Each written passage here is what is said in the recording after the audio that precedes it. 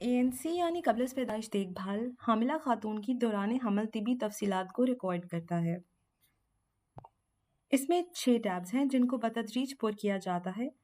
سب سے پہلا ٹیب ہے پریگنینسی انفو۔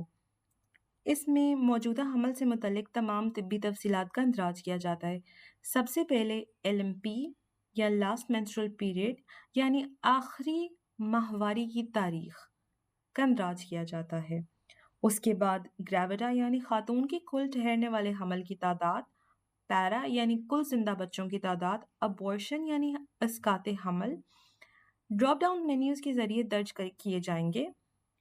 آخری ماہواری کی تاریخ سے حمل کی عمر، زچگی کی متوقع تاریخ اور سہ ماہی کا تعین سسٹم کی جانب سے کیا جاتا ہے۔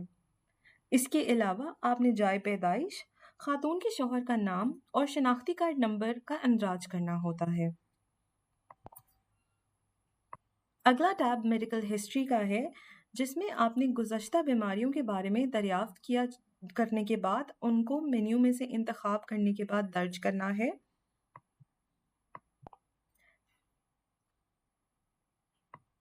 اس کے ساتھ ہی پچھلے حمل کی پیچیدگیوں کو بھی درج کرنا ہے۔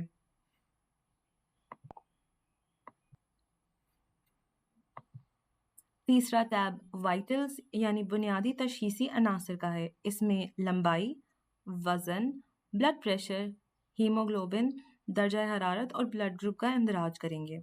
اس کے علاوہ آپ فنڈل ہائٹ پیک یعنی بچہ دانی اور ناک کی ہڈی کے درمیان فاصلہ، خاتون کا مواق مڈ اپر آرم سرکمفرنس جو اس کی غذائی حالت کی نشاندہی کرتا ہے کا بھی اندراج کریں گے۔ اس کے ساتھ ہی ساتھ آپ خطرے کی علامات کی نشاندہی بھی کر سکتے ہیں۔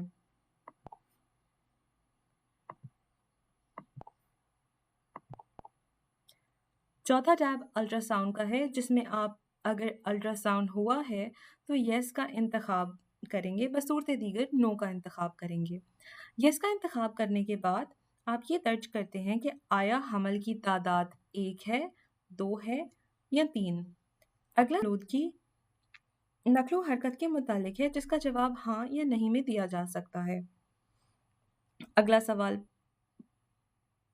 جنین کی پوزیشن کے متعلق ہے جس کا انتخاب کرنے کے بعد سسٹم آپ کو ڈلیوری آیا نارمل ہوگی یا آپریشن کے ذریعے بتا دیتا ہے۔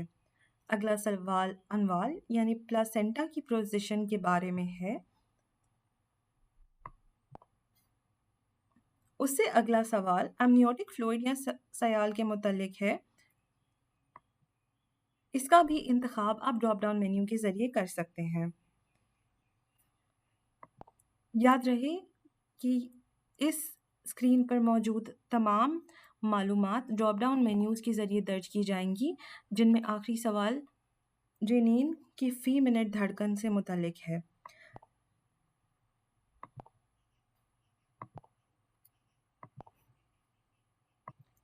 پانچواں ٹیب سپلیمنٹس کے متعلق ہے اور اگر حاملہ خاتون کو سپلیمنٹس دیے گئے ہیں تو یس پر کلک کر کے ان کا نام اور ان کی تعداد کا اندراج کریں، بصورت دیگر نو کا انتخاب کریں۔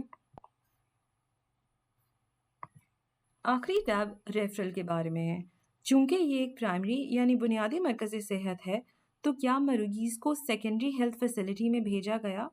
ایسا عمومی طور پر پیچیدگی کی صورت میں کیا جاتا ہے۔ اگر ہاں تو یس پر کلک کریں اور آنے والے مینیو میں سے ضلع اور مرکز صحت کا انتخاب کرتے ہوئے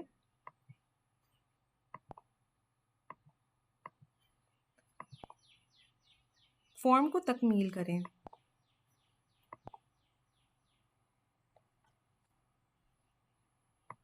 فارم مکمل ہونے کے بعد آپ کی اسکرین پر اینٹی نیٹل کیئر یا قبل از پیدائش دیکھ بھال کی سلپ موجود ہوگی جس کو آپ اپنے پاس موجود تھرمل پرنٹر سے پرنٹ کر سکتے ہیں۔